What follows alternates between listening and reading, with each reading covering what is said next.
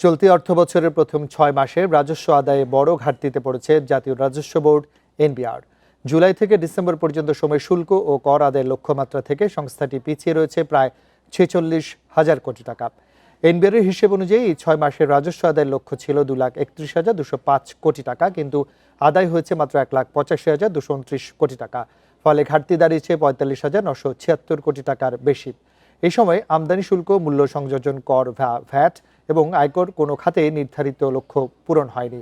সবচেয়ে বেশি ঘাটতি আয়কর খাতে। ৬ মাসে এই খাতে লক্ষ্যমাত্রা ছিল ৮৫,৪০৫ কোটি টাকা, আদায় হয়েছে ৬১,৮৭৫ কোটি টাকা।